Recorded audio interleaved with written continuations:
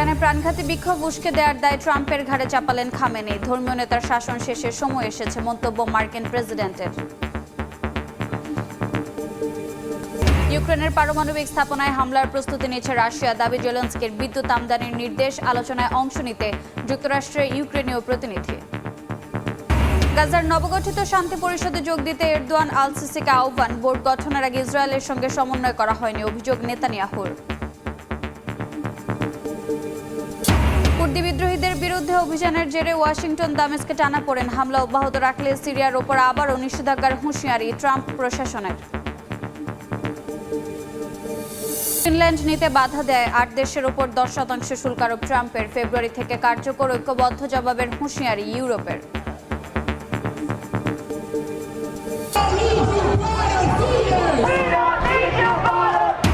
অবৈধ অভিবাসী বিরোধী অভিযান ঘিরে ফের উত্তপ্ত যুক্তরাষ্ট্রের মিনেসোটা অঙ্গরাজ্য। আইসি সদস্যদের সঙ্গে বিক্ষোভকারীদের সংঘর্ষ, আহত কয়েকজন।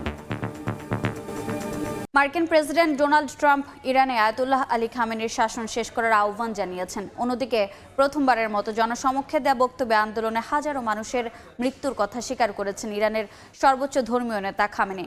ট্রাম্পকে অপরাধী আখ্যা দিয়ে এসব হত্যার জন্য তাকে দায়ী করেন তিনি।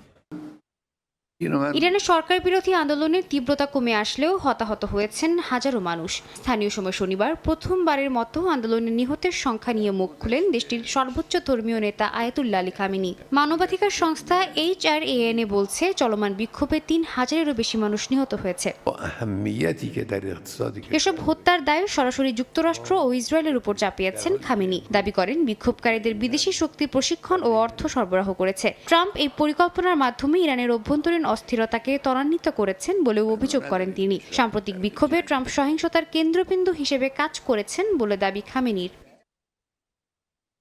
এই মন্তব্যের জবাবে মার্কিন প্রেসিডেন্ট বলেন ইরানে নতুন নেতৃত্ব খোঁজার সময় এসেছে। তিনি অভিযোগ করেন ইরানের শাসকরা সহিংসতা ও দমন-পীড়নের উপর ভিত্তি করে দেশ চালাচ্ছেন। ট্রাম্প খামেনিকে অসুস্থ মানুষ আখ্যা দিয়ে তাকে মানুষ হত্যা বন্ধ করে দেশ ঠিকভাবে পরিচালনা করতে বলেন। তিনি আরও বলেন নেতৃত্ব মানে সম্মান দেয়া, ভয় দেখানো নয়। কুর্দি বিদ্রোহীদের বিরুদ্ধে অভিযান অব্যাহত রাখা হলে সিরিয়ার উপর আবারও নিষেধাজ্ঞা আরোপের হুমকি দিয়েছে যুক্তরাষ্ট্র। ট্রাম্প প্রশাসনের এই হুমকি উপেক্ষা করে একের পর এক কুর্দি নিয়ন্ত্রিত এলাকা নিজেদের দখলে নিচ্ছে সিরীয় বাহিনী। এরই মধ্যে SDF এর কাছ থেকে দেশটির উত্তরাঞ্চলে কৌশলগতভাবে গুরুত্বপূর্ণ তাবকা শহর নিজেদের নিয়ন্ত্রণে নিয়েছে তারা। দের আল জোরে দুপক্ষের মধ্যে চলছে তীব্র লড়াই। কুর্দি বিদ্রোহী গোষ্ঠী সিরিয়ান ডেমোক্রেটিক ফোর্স SDF এর দখলে থাকা বিভিন্ন এলাকা নিজেদের নিয়ন্ত্রণে নিচ্ছে সিরিয়ার সরকারি বাহিনী। শনিবার দেশটির সামরিক বাহিনী জানায় SDF এর কাছ থেকে দেশটির উত্তরাঞ্চলের কৌশলগতভাবে গুরুত্বপূর্ণ তাবকা শহর নিজেদের নিয়ন্ত্রণে নিয়েছে তারা। যুক্তরাষ্ট্রের অভিযান বন্ধের আহ্বান উপেক্ষা করে এই অভিযান চালিয়ে যাচ্ছে সিরীয় বাহিনী। দেইর এজ-জোরের পূর্বাঞ্চলে তীব্র সংঘর্ষের মধ্যেই সেখানকার একটি গ্যাস ক্ষেত্র নিয়ন্ত্রণে নিয়েছে সরকারি বাহিনী। এছাড়া জাররাহ বিমান ঘাঁটি ও দেইর হাফের পুরোপুরি নিয়ন্ত্রণে নেওয়ার দাবি করেছে তারা। সেসব এলাকায় পুঁতে রাখা মাইন ও বিস্ফোরক অপসারণের কাজ চলছে বলেও জানিয়েছে বাহিনীটি। এমন পরিস্থিতিতে শনিবার কুর্দি নেতা মাসুদ বারজানির সঙ্গে ইরাকে বৈঠক করেছেন মার্কিন দূত টম ব্যারাক। কুর্দি বিদ্রোহীদের বিরুদ্ধে অভিযানে গভীর উদ্বেগ জানিয়েছে যুক্তরাষ্ট্র। মার্কিন কর্মকর্তাদের আশঙ্কা এ ধরনের অভিযান সিরিয়াকে আরও অস্থিতিশীল করে তুলতে পারে। মার্কিন গণমাধ্যম ওয়াল স্ট্রিট জার্নালের এক প্রতিবেদনে বলা হয় যুক্তরাষ্ট্রের শীর্ষ কর্মকর্তারা ধারণা করছেন SDF এর বিরুদ্ধে নতুন করে অভিযান শুরু হলে তা বৃহত্তর সংঘাতের রূপ নিতে পারে। এমন পরিস্থিতিতে দামেস্কের বিরুদ্ধে আবারও নিষেধাজ্ঞা আরোপের হুমকি দিয়েছে ওয়াশিংটন। এদিকে উত্তেজনা কমানোর আহ্বান জানানোর মধ্যেই সিরিয়ায় নতুন করে হামলা চালিয়েছে যুক্তরাষ্ট্র। স্থানীয় সময় শুক্রবার দেশটির উত্তর পশ্চিমাঞ্চলে প্রাণঘাতী এ হামলা চালানো হয়। যুক্তরাষ্ট্রের তৃতীয় দফার প্রতিশোধমূলক হামলায় আল কায়েদার সঙ্গে সম্পৃক্ত শীর্ষ নেতা বিলাল হাসান আল জাসিম নিহত হয়েছেন বলে জানিয়েছে মার্কিন সেন্ট্রাল কমান্ড সেন্টকম। গত মাসে মার্কিন সেনাদের ওপর IS-এর হামলার সঙ্গে ওই ব্যক্তি সরাসরি সম্পৃক্ত ছিল বলেও জানিয়েছে সেন্টকম, যেখানে 2 মার্কিন সেনা ও 1 মার্কিন দোভাষী প্রাণ হারান। গাজায় যুদ্ধ পরবর্তী শাসন ব্যবস্থা তদারকির জন্য বোর্ড অব পিসে যোগ দিতে মিশর ও তুরস্কের নেতাদের আমন্ত্রণ জানানো হয়েছে। ইসরায়েলের প্রধানমন্ত্রী বিনিয়ামিন নেতানিয়াহুর দাবি, বোর্ড গঠন করার আগে ইসরায়েলের সঙ্গে সমন্বয় করা হয়নি এবং এটি তাদের নীতির বিরোধী। ফিলিস্তিনি সংগঠন ইসলামিক জিহাদের অভিযোগ, ইসরায়েলের স্বার্থ রক্ষা করতেই এই বোর্ড গঠন করা হয়েছে। এদিকে অঞ্চলটিতে শান্তি নিশ্চিত করতে ইসরায়েলকে অবিলম্বে পশ্চিম তীরে বসতি স্থাপন প্রকল্প বন্ধ করার আহ্বান জানিয়েছে ইউরোপীয় ইউনিয়ন। যুদ্ধবিরতি নিয়ে তৎপরতার মধ্যে ফিলিস্তিনে 1 জন নিহত ও 6 জন আহত হয়েছেন।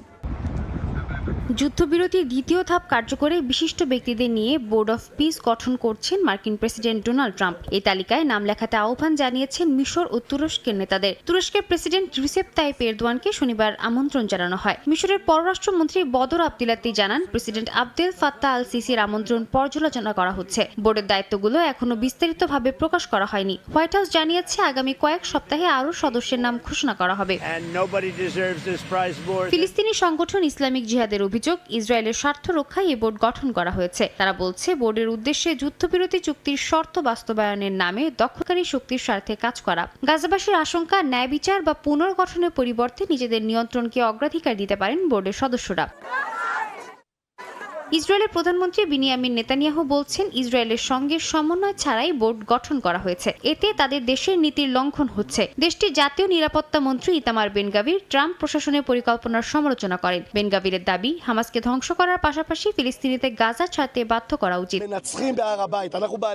এদিকে পশ্চিম তীরে বসতি সম্প্রসারণ প্রকল্প বন্ধের আহ্বান জানিয়েছে ইউরোপীয় ইউনিয়ন। কমিশনের মুখপাত্র আনোয়ার এল আনুনি বলেন, বসতি সম্প্রসারণ শান্তি ও স্থিতিশীলতার জন্য ঝুঁকিপূর্ণ। বিশেষ করে জেরুজালেমের পূর্বাঞ্চলে আতারোট ও নাহালাত সীমানে এই প্রকল্প উদ্বেগজনক। ইউরোপীয় কমিশন বলছে, অবৈধ বসতি সম্প্রসারণ দ্বিরাষ্ট্র সমাধানের সম্ভাবনা হ্রাস করছে। এটি ফিলিস্তিনিদের বাস্তুচ্যুতি ঘটাতে পারে।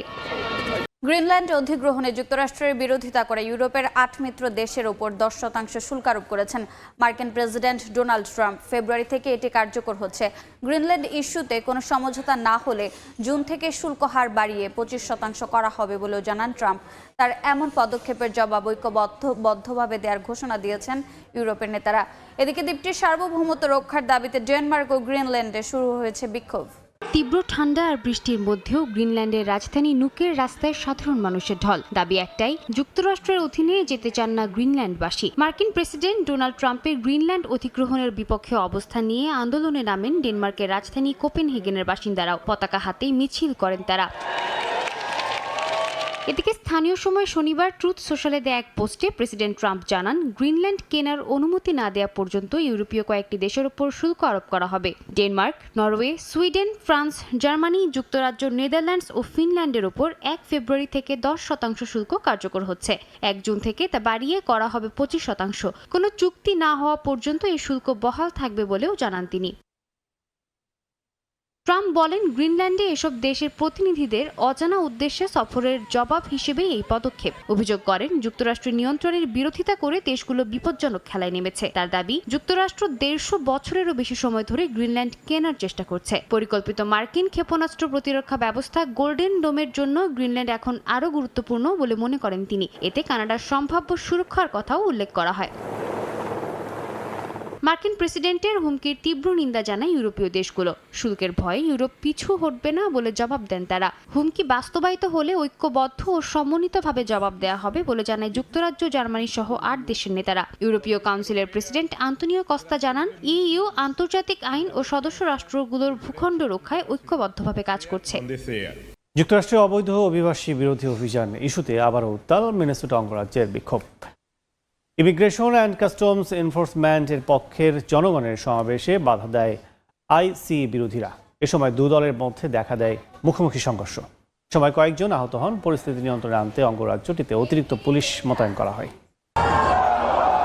গেল কয়েকদিন ধরেই উত্তপ্ত যুক্তরাষ্ট্রের মিনেসোটার রাজপথ। ইমিগ্রেশন অ্যান্ড কাস্টমস এনফোর্সমেন্ট অফিসারের গুলিতে অভিবাসী নিহতের ঘটনার পর থেকে প্রতিদিনই গতি পাচ্ছে আইসিই বিরোধী আন্দোলন। তবে স্থানীয় সময় শনিবার বিরোধীদের বিপরীতে সড়কে অবস্থান নেন আইসিই পক্ষের জনগণ। মিনিয়াপলিসের শহরতলিতে প্রো আইস ও অ্যান্টি আইস বিক্ষোভকারীদের মধ্যে সংঘর্ষ হয়। অ্যান্টি আইস বিক্ষোভকারীরা প্রো আইস সমাবেশে বাধা দিলে ধস্তাধস্তি শুরু হয়। ব্যানার নামানো, ধাক্কাধাক্কি আর মারধরের দৃশ্যও দেখা যায়। পরিস্থিতি উত্তপ্ত হলে মিনিয়াপলিস পুলিশ সোয়াট গিয়ার পরে সাজোয়াজাদ নিয়ে এলাকায় নামে। রাজ্য কর্তৃপক্ষ ন্যাশনাল গার্ডকে প্রস্তুত থাকতে বলে। পুলিশ জনতাকে রাস্তা ছাড়ার নির্দেশ দেয় এবং ছত্রভঙ্গ করার চেষ্টা করে। আইসিই পন্থীদের সমাবেশের নেতৃত্বে ছিলেন কট্টর ডানপন্থী ইনফ্লুয়েন্সার জ্যাক ল্যাং। পাল্টা বিক্ষোভকারীরা ঘিরে ধরলে পুলিশ তাকে এলাকা থেকে সরিয়ে নেয়। সংঘর্ষের সময় কয়েকজন আহত হন। পাল্টা বিক্ষোভকারীদের অভিযোগ, তার উপস্থিতি উত্তেজনা উস্কে দিয়েছে। ক্যাপিটাল হামলার ঘটনায় দণ্ডিত হয়ে পরে মার্কিন প্রেসিডেন্ট ডোনাল্ড ট্রাম্পের ক্ষমায় মুক্তি পান জ্যাক ল্যাং। প্রকাশ্যে ইসলাম বিদ্বেষী বক্তব্য দিয়ে পরিচিত তিনি। কোরআন পোড়ানোর হুমকি এবং সোমালি অভিবাসী অধ্যুষিত এলাকায় মিছিলের ঘোষণাও দেন জ্যাক ল্যাং। ইন্দোনেশিয়ার দক্ষিণ সুলাওয়েসিতে নিখোঁজ হওয়া একটি নজরদারি বিমানের ধ্বংসাবশেষ উদ্ধার করা হয়েছে। রোববার স্থানীয় সময় সকালে মারোস অঞ্চলের দুর্গম পাহাড়ি এলাকায় পাওয়া গেছে বিমানের অংশ। তবে উড়োজাহাজটির 11 আরোহীর খোঁজ এখনও মেলেনি। ধারণা করা হচ্ছে তারা সবাই দুর্ঘটনায় প্রাণ হারিয়েছেন। দুর্গম অঞ্চলে বৈরী আবহাওয়ার কারণে তল্লাশি কার্যক্রম ব্যাহত হচ্ছে। এর আগে শনিবার দুপুরে জোকার্তা থেকে দক্ষিণ সুলাওয়েসির রাজধানী মাকাসারে যাওয়ার সময় এয়ার ট্রাফিক কন্ট্রোলের সঙ্গে যোগাযোগ হারায় বিমানটি। বহু বছরের দুর্নীতি ও বিদেশি বিনিয়োগের অভাবে ভেনেজুয়েলার জ্বালানি তেল উৎপাদন নিম্নমুখী। দেশটিতে মার্কিন কোম্পানিগুলো বিলিয়ন ডলার বিনিয়োগ করলেও আগামী বছরগুলোয় প্রবৃদ্ধির সম্ভাবনা খুবই কম। তাছাড়া বড় বিনিয়োগের অনুমতির জন্য আইনও সংস্কার করতে হবে। এক্ষেত্রে সবচেয়ে বেশি সুবিধা পেতে পারে মার্কিন কোম্পানি শেভরন।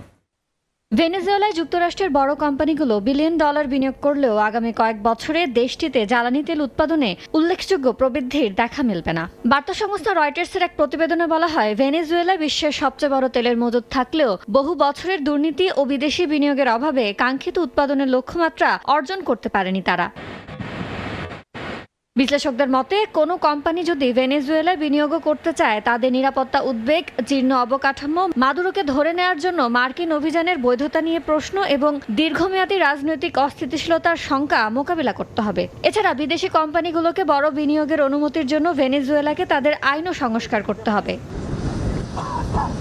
এক্ষেত্রে সবচেয়ে বেশি সুবিধা পেতে পারে মার্কিন কোম্পানি শেভরন। এছাড়া অন্যান্য মার্কিন কোম্পানি রাজনৈতিক পরিস্থিতি ও চুক্তির অবস্থা পর্যবেক্ষণ করবে। স্প্যানিশ জ্বালানি কোম্পানি রিপসোলের দেশটির বেশ কিছু তেল ও গ্যাস ক্ষেত্রে অংশীদারিত্ব রয়েছে। অবশ্য কোম্পানিটির লাইসেন্স বাতিল করা হয়েছে, আর এখনও ভেনেজুয়েলা তাদের 586 মিলিয়ন ইউরো পাওনা বাকি।